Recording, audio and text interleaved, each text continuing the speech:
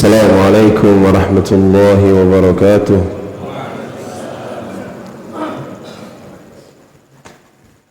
Alhamdulillahi rabbil alamin, wal aqibatu lil muttaqin, wala udwana illa 'alal zalimin.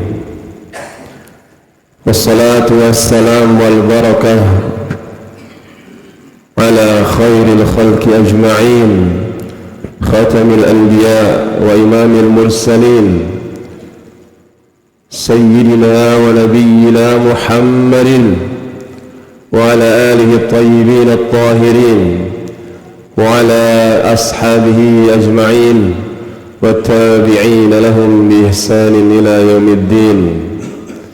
Wa ba'd, ayyuhal hadirun, ayyuhal muslimun, أوصيكم ونفسي بتقوى الله كما أمر به ربنا سبحانه وتعالى في كتابه العظيم. يا أيها الذين آمنوا اتقوا الله حق تقاته ولا تموتن إلا وأنتم مسلمون. وقال أيضا: يا أيها الذين آمنوا اتقوا الله وقولوا قولا سديدا يصلح لكم أعمالكم ويغفر لكم ذنوبكم ومن يطع الله ورسوله فقد فاز فوزا عظيما. أما بعد. Para jemaah sekalian, kaum muslimin yang semoga senantiasa dijaga oleh Allah Subhanahu wa taala dengan penjagaan khususnya, yang semoga senantiasa diberi tambahan oleh Allah berupa ilmu dan pemahaman terhadap agama yang dibawa oleh Nabi Muhammad SAW dengan pemahaman yang benar. Yang pertama tentunya kita bersyukur kepada Allah Subhanahu wa taala yang telah memberikan kita segala kenikmatan sampai detik ini dengan berbagai macam bentuknya, dan dengan nikmat yang sangat banyak bersamaan dengan sedikitnya ibadah kita kepada Allah, bersamaan dengan banyaknya kekurangan-kekurangan kita dalam menunaikan hak-hak Allah Subhanahu wa taala. Karena itu kita beristighfar, mohon ampun kepada Allah yang Maha Pengampun, Ghafurun Rahimun, lagi Maha Penyayang.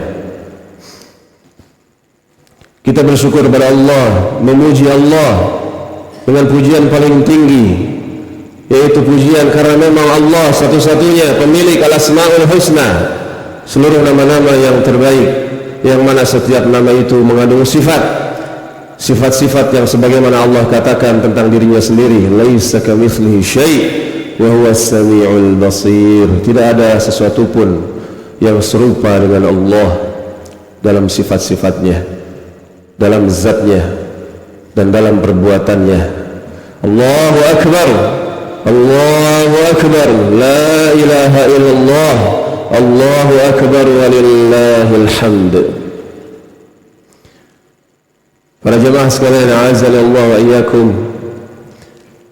Dan satu lagi, kita bersyukur kepada Allah Subhanahu wa taala yang mentakdirkan kita masih berada dalam 10 hari yang pertama di bulan Dzulhijjah. Ini juga kenikmatan yang tidak boleh kita sia-siakan. Pada rakaat pertama tadi saya baca ayatnya, walayalin ashr, dan demi malam-malam yang 10. Sebagian ulama ahli tafsir mengatakan itu 10 hari awal bulan Dzulhijjah, di mana amal-amal soleh pada hari tersebut sangat amat dicintai oleh Allah, bahkan lebih utama, lebih afdal, lebih utama daripada jihad fi sabilillah, sebagaimana yang dikatakan oleh Rasulullah sallallahu alaihi wasallam dalam hadis yang diriwayatkan oleh Al-Imam Al-Bukhari, kecuali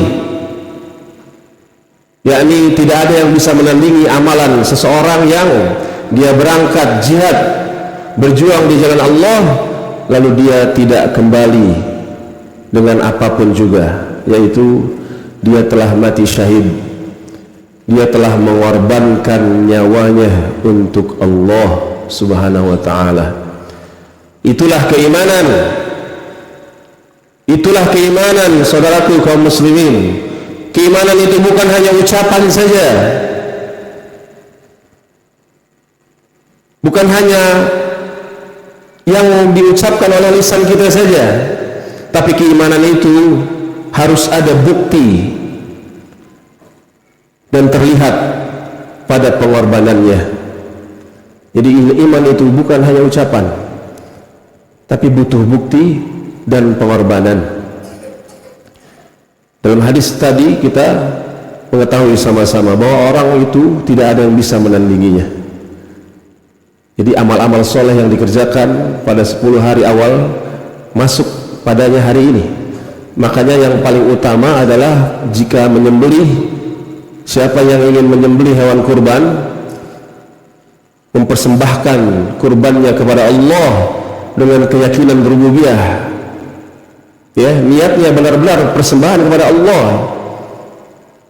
di samping niat yang lain untuk membagi-baginya, misalnya untuk fakir miskin, tetangganya atau lain sebagainya. Tapi jangan lupa niat utamanya persembahan untuk Allah kurban itu, ya. Yang paling besar pahalanya pada hari ini. Para salaf kita, mereka yang paling salaf adalah Nabi kita Muhammad sallallahu alaihi wasallam. Beliau itu menyembelih setelah salat Idul Adha selesai. Rangkaian salat Idul Adha selesai, beliau menyembelih dengan tangan beliau sendiri. Ya. Ini pahalanya pun tambah lagi, lebih besar lagi. Tapi banyak orang sekarang mewakilkan kepada DKM. Tidak mengapa. Tapi kalau mau lebih besar pahalanya, sembelih sendiri pada hari ini, jangan ditunda besok, karena banyak yang nunda besok, bukan begitu? Iya Pak ya? Tapi kalau mau pahalanya luar biasa besarnya, hanya Allah saja yang tahu kelipatannya, 700 kali lipat atau lebih, atau suka-suka Allah Subhanahu wa ta'ala. Tergantung keikhlasan orang tersebut, tergantung kurbannya, dia persembahkan yang terbaik atau tidak, pahalanya luar biasa itu. Maka pada hari ini, karena masih dalam 10 hari pertama bulan yang mulia, bulan Dzulhijjah, bulan haram, di antara bulan haram. Baik, itu yang pertama. Tema kita sebagaimana yang saya katakan tadi, iman itu bukan hanya ucapan saja, tapi dia butuh bukti dan pengorbanan. Maka itu Allah abadikan, dan sengaja diulang-ulang pada khutbah Idul Adha. Biasanya sengaja diulang-ulang kisah yang Allah abadikan, kekasih tercintanya Nabi Ibrahim, kakek buyutnya Nabi kita yang mulia Muhammad sallallahu alaihi wasallam wa barak. Allah abadikan. Kenapa? Karena beliau memang telah membuktikan keimanan beliau dengan sebenar-benar bukti, tanpa lagu sedikit pun. Beliau tidak diminta mengorbankan sapi, kambing, unta, tapi beliau diminta mengorbankan anaknya yang sudah 86 tahun kurang lebih beliau tunggu-tunggu rezeki berupa anak. 86 tahun beliau tunggu kurang lebih, dengan doa semisal Rabbi habli minas salihin. Setelah diberikan anak, lalu anak itu, yaitu Nabi kita yang mulia, kakek buyutnya Rasulullah juga, Nabi Ismail sallallahu alaihi wasallam, sedang dewasa, beranjak dewasa, di mana seorang orang tua, terutama bapak, sedang bangga-bangganya, sedang senang-senangnya melihat anaknya yang tumbuh dewasa. Lalu Allah perintahkan untuk mengorbankan anaknya untuk bukti imannya. Dan kita setelah Nabi Ibrahim, umat setelah Nabi Ibrahim, terutama kita umat Nabi Muhammad, Allah tahu kita nggak akan bisa mengorbankan anak kita, nggak akan mampu. Jangankan anak, mobil saja nggak mampu. mobilnya mewah, bahkan lebih dari satu. Tapi untuk haji pilih yang antri, padahal dia misalnya masih mampu yang langsung, tapi pilih yang antri, yang murah. Apakah demikian pengorbanan keimanan? Maka tanyalah diri kita sendiri. Ya, lihatlah Nabi Ibrahim. Ya, jadi kita tidak mampu mengorbankan sesuatu yang sangat berharga. Allah mensyariatkan bagi umat Nabi Muhammad mengorbankan hewan-hewan kurban. Imma onta, yang paling utama adalah onta kalau sendirian. Yang kedua adalah sapi kalau sendirian. Yang ketiga adalah kambing atau domba, dan memang harus sendirian, tidak boleh patungan. Ini yang lebih utama. Jadi kalau sendiri, utamanya adalah menurut sebagian ulama adalah kambing atau domba. Allah hanya memerintahkan kita berkorban dengan itu. Tapi orang-orang yang diberi keluasan rezeki oleh Allah masih saja berpikir, mikir-mikir dulu ketika mengeluarkannya. Ya subhanallah. Maka itu orang seperti itu harus mempertanyakan keimanannya. Ya, apakah sudah benar keimanan itu? Ya, di mana bukti keimanannya? Para jemaah sekalian, azanillahu wa yakum. Dan yang lebih penting juga perlu kita pahami bersama bahwa iman bukan hanyalah ucapan, tapi butuh bukti dan pengorbanan. Di antara yang paling harus kita perhatikan untuk membuktikan keimanan kita dan harus melakukan pengorbanan untuk itu adalah mempelajari agama yang mulia ini, mengilmui agama yang mulia ini. Bagaimana orang-orang itu dikatakan imannya sempurna, imannya tinggi, kalau dia tidak mau mengorbankan waktunya untuk belajar agama? Padahal seminggu sekali diundang ke masjid, tidak mau datang juga. Padahal pengorbanannya cuma sedikit, 1-2 jam saja, untuk duduk bersimpuh, bertawadu, rendah hati di hadapan Allah, berniat atau tujuannya adalah melaksanakan perintah Allah. Fa'lam annahu la ilaha illallah. Berilmulah kamu, kata Allah. Berilmulah kamu, kata Allah. Berilmulah kalian, yakni belajarlah agama ini. Ini juga bentuk pengorbanan. Para ulama terdahulu luar biasa pengorbanannya untuk ilmu. Mereka rela safar ribuan kilometer demi satu hadis saja, demi satu hadisnya kekasih tercinta Allah, Nabi Muhammad Rasulullah Sallallahu Alaihi Wasallam. Nah, orang sekarang katanya cinta dengan Rasulullah, cinta dengan Al-Quran, cinta dengan Rasulullah, cinta dengan para sahabat Nabi, tapi tidak mau mempelajari ilmu yang ada pada mereka. Maka ketahuilah, iman itu bukan hanya ucapan, tapi butuh bukti dan pengorbanan. Dan Allah akan menilai itu, dan Allah pasti akan meminta pertanggungjawaban kita semua kelak di hadapannya. Maka perhatikanlah saudaraku kaum muslimin, itulah pengorbanan dan bukti cinta kita kepada Islam ini. Kita cinta kepada saudara-saudara kita, seluruh kaum muslimin pada umumnya, dan terkhusus sekarang saudara-saudara kita di Palestina. Jangan pernah lupakan mereka dalam doa kita, dan jangan pernah menganggap remeh doa. Doa adalah senjata seluruh kekasih Allah. Doa adalah senjata seluruh hamba-hamba Allah. Doa adalah senjata seluruh orang-orang mukmin. Maka sekali-kali jangan pernah menganggap remeh doa.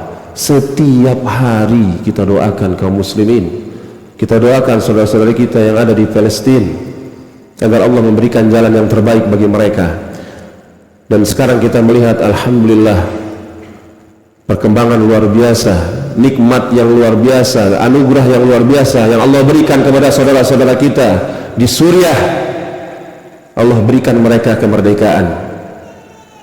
dari penjajahan kaum yang sungguh busuk, sungguh najis, yaitu kaum Syiah Batiniyah yang dipimpin oleh Bashar al-Assad. Yang orang-orang Syiah itu, orang-orang Syiah seperti itu, orang-orang Syiah Rafidhah itu adalah orang-orang yang murtad, bukan Islam. Wallahi, orang-orang Syiah Rafidhah itu bukan Islam, mereka itu kafir. Kenapa? Karena di kitab mereka sendiri mereka mengatakan, yaitu dalam kitab Faslul Khitab fi Tahrif Kitab Rabbil Arbab, ada 1500 riwayat kurang lebih ada 1500 riwayat.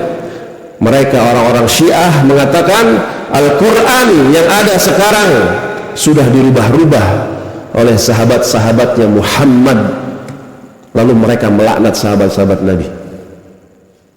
Apakah orang seperti itu masih dikatakan orang Islam? Ya jamaah, apakah orang-orang seperti itu masih bisa dikatakan orang-orang Islam?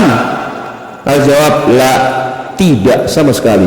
Balhum kuffar, bahkan mereka itu adalah orang-orang kafir. Aduwuna, mereka itu musuh yang nyata bagi kita. Aduwunal mubin. Ini juga perlu kita jelaskan kepada anak-anak kita. Ini adalah ilmu, dan ilmu itu sekali lagi butuh pengorbanan, saudaraku kaum muslimin, pengorbanan waktu, harta, dan yang lain sebagainya. Maka contohlah para salaf kita. Sekali lagi, bahwa iman itu adalah bukti nyata dan pengorbanan, bukan hanyalah ucapan di lisan kita. Semoga bermanfaat. Tidak berlama-lama saya khutbah, kasihan ibu-ibu kepanasan ntar. Kita berdoa kepada Allah Subhanahu wa taala. Ya Allah, ya Rabbal alamin, ya Dzal Asma'il Husna, wahai Allah, Engkaulah pemilik satu-satunya Al-Asma'ul Husna, nama-nama yang terindah, nama-nama yang terbaik, dengan sifat-sifat-Mu yang maha sempurna, tidak ada kekurangan sedikit pun padanya. Innaka Rabbul Alamin, ya Allah, sungguh Engkau adalah Rabbul Alamin, la ilaha illa Anta, tidak ada ilah yang berhak diibadahi dengan benar kecuali Engkau ya Allah. Subhanaka, maha suci Engkau ya Allah, la ilaha illa Anta, inna kunna minadh dhalimin. Allahumma salli wa sallim wa barik ala nabiyyina Muhammad wa ala alihi wa sahbihi ajma'in. Allahumma ighfir lana wa liwalidina muslimin warhamhum kama rabbawna shighara. Allahumma ighfir lil mu'minina wal mu'minat والمسلمين والمسلمات الأحياء منهم والأموات.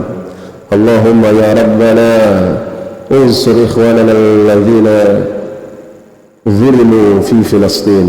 اللهم انصر المسلمين المستضعفين في فلسطين. اللهم انصر إخواننا المسلمين المستضعفين في فلسطين. اللهم انصر المجاهدين في سوريا وفي الشام عامة، إنك ولي المؤمنين. اللهم ربنا ظلمنا أنفسنا وإن لم تغفر لنا وترحمنا لنكونن من الخاسرين. اللهم ربنا تقبل منا إنك أنت السميع العليم. اللهم ربنا تقبل منا إنك أنت السميع العليم. اللهم ربنا تقبل منا إنك أنت السميع العليم. اللهم ربنا هب لنا من أزواجنا وذرياتنا قرة أعين واجعلنا للمتقين إماما. اللهم ربنا آتنا في الدنيا حسنة وفي الآخرة حسنة وقنا عذاب النار. وصل اللهم على نبينا محمد وعلى آله وصحبه أجمعين، وآخر دعوانا أن الحمد لله رب العالمين. والسلام عليكم ورحمة الله وبركاته.